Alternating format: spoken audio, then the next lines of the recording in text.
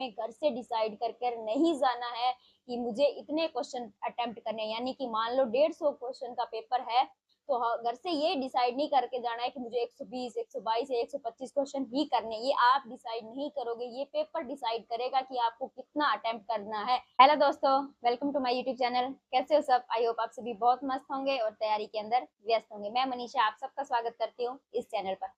तो आप सभी अपनी तैयारी के अंदर व्यस्त होंगे, क्योंकि अभी जो है महिला पर्यवेक्षक हो गया, एलडीसी हो गया, वनपाल हो गया, इन सब के एग्जाम आने वाले हैं।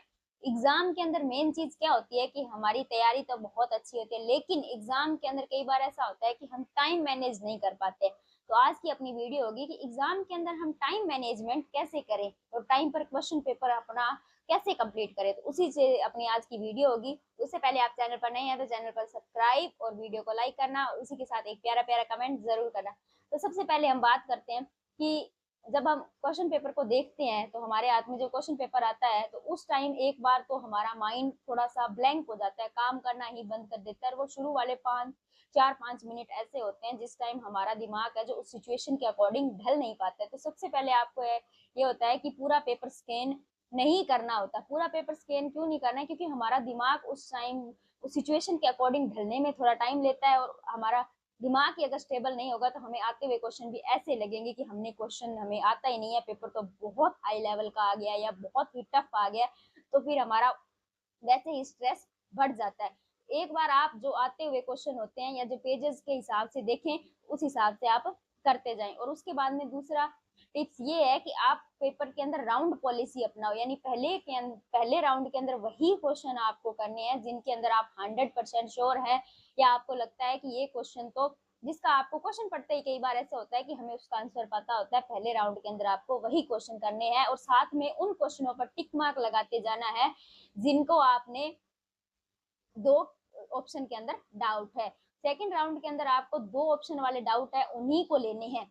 और तीसरी बात ये आती है कि जब जिस पेपर के अंदर मैथ और रीजनिंग होती है, तो मैथ के क्वेश्चन तो कैलकुलेशन बेस होते ही हैं। कई बार ऐसे होता है कि हमने वो टॉपिक ही नहीं किया तो वो हमें क्वेश्चन सॉल्व नहीं होता है। रही बात रीजनिंग की, क्योंकि बच्चा रीजनिंग को है ना ईगो पे ले लेता है।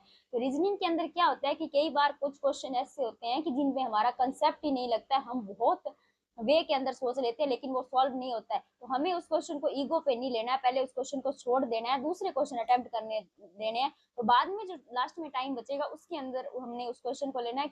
मेरे साथ भी बहुत बार ऐसा हुआ है कि हम उस क्वेश्चन को पहले सोल्व करते हैं, वो नहीं होता है, बहुत वे के अंदर सोच लेते हैं, लेकिन बाद में दोबारा उस क्वेश्चन को अगर पढ़ते हैं, ध्यान देते हैं, तो हमारा माइंड दोबारा उस चीज पे सोचता है, तो बहुत ही नॉर्मल सी ट्रिक के अंदर वो क्वेश्चन निकल जाता है। उसके बाद में अगली टिप्स ये है कि जिस भी एग्जाम के अंदर नेगेटिव मार्किंग होती है तो उसके अंदर ज्यादा अटेम्प्ट नहीं करने हैं। नेगेटिव मार्किंग से बचना है, तो उसके अंदर जो क्वेश्चन हमें नहीं आते हैं या जिसका हमें कोई भी पता ही नहीं है, पहली बार उस क्वेश्चन को पढ़ा है, तो उसको छोड़ना ही बेहतर होता है, ना कि ये कि मुझे इतने अटेम्प्ट करने हैं। और उसके अंदर सब इसके बाद में सबसे मोस्ट टिप्स ये है कि हमें घर से डिसाइड करके नहीं जाना है कि मुझे इतने क्वेश्चन अटेम्प्ट करने हैं, यानी कि मान लो 150 क्वेश्चन का पेपर है, तो घर से ये डिसाइड नहीं करके जाना है कि मुझे 120, 122 या 125 क्वेश्चन ही करने। ये आप डिसाइड नहीं करोगे, ये पेपर डिसाइड करेगा कि आपको कितना अटेम्प्ट करना है।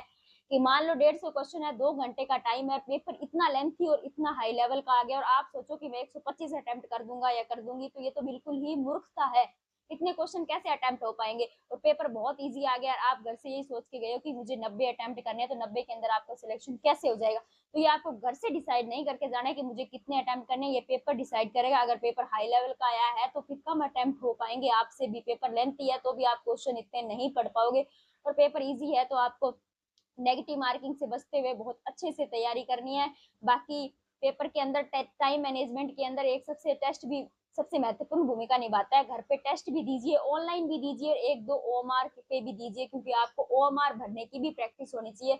लास्ट के अंदर 4-5 मिनट बचा के रखिए जिससे आप गोलों की काउंटिंग कर पाओ, या ई ऑप्शन मैंने कहीं छोड़ तो नहीं दिया है, या सब में गोले सही ढंग से भरे हैं। क्योंकि हड़बड़ाहट के अंदर कुछ लोगों की ये हैबिट होती है कि वो लास्ट के अंदर गोले भरते हैं, पहले सभी क्वेश्चन को क्वेश्चन पेपर में टिक करते हैं। तो ये तो देखो, अब आपकी खुद की ये अपनी पर्सनल होता है एक्सपीरियंस की वो किस हिसाब से करते हैं। कुछ को एक क्वेश्चन भर के उसी का गोला भरना होता है, कुछ लास्ट में भरते हैं, तो वो अपने अपने प्रेफरेंस पे होता है। लेकिन ये बात है कि किसी के कहने पर ये चेंज मत कर लेना कि अगर आपने पहले प्रैक्टिस इस हिसाब से की है कि आप लास्ट के अंदर ओमार शीट भरोगे तो आप पेपर के अंदर भी वही रखना, और या पहले आप एक क्वेश्चन अटेम्प्ट करके एक गोला भरते हो तो वही स्ट्रेटेजी रखना। लास्ट में एग्जाम हॉल के अंदर इसको चेंज मत कर लेना, घर पे अगर प्रैक्टिस के अंदर चेंज करते हो वो अच्छी बात है।